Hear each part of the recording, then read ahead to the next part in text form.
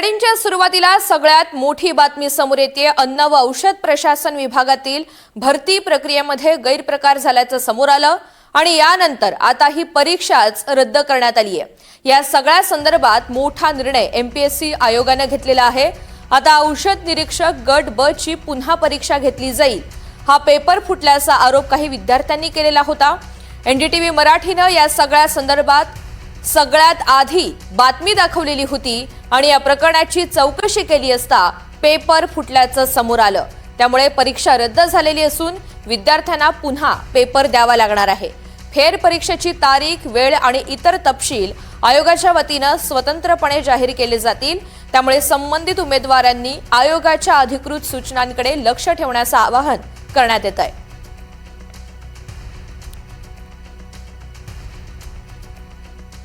दरम्यान एमपीएससी कडून घेण्यात आलेली महत्त्वाची परीक्षा रद्द करण्यात आलेली आहे आणि हे प्रकरण नेमकं काय आहे हे आपण ग्राफिक्सच्या माध्यमातून समजून घेऊयात।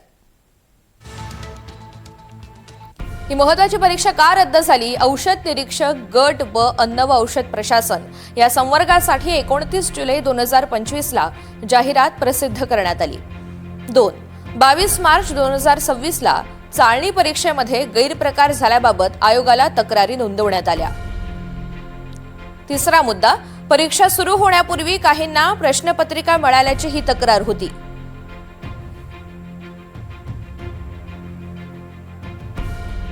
चौथा मुद्दा, 27 जुलै 2026 ला पोलिसात तक्रार दाखल करण्यात आली।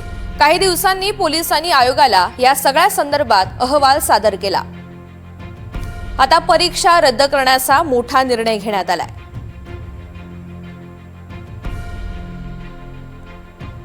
दुसरीकडे परीक्षा रद्द झाल्यानंतर आमदार रोहित पवार यांची पोस्ट समोर येते। पेपर लीक झाल्याचा मुद्दा आम्ही पुराव्यांसहित समोर आणला। पेपर असल्याचं आयोगाचं स्पष्टीकरण अमान्य असं त्यांनी आपल्या पोस्टमध्ये नमूद केलंय। या सगळ्या संदर्भात रोहित पवार यांनी नेमकं काय ट्विट केले पाहूयात। रोहित पवार लिहितात, पेपर लीक झालेली औषध निरीक्षक पदाची परीक्षा अखेर एमपीएससीनं रद्द केली। तपास यंत्रणांकडे आवश्यक तो सर्व पाठपुरावा केला। 40 लाखांना पेपर विकला गेला ही वस्तुस्थिती आहे। आयोगानं हे प्रकरण दाबण्याचा प्रयत्न करू नये।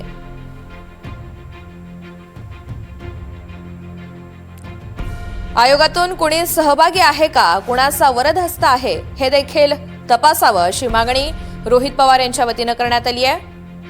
पेपर लीक झालेली औषध निरीक्षक पदाची परीक्षा अखेर एमपीएससीनं रद्द केली आहे आणि त्यानंतर आमदार रोहित पवार यांचं हे ट्विट पाहायला मिळतंय। पेपर असल्याचं आयोगाचं स्पष्टीकरण मात्र अमान्य आहे असं सुद्धा या संदर्भात त्यांनी दावा केलेला आहे। एमपीएससीनं हा मोठा निर्णय घेतल्यानंतर तक्रारदारांची प्रतिक्रिया समोर येते, पाहूयात।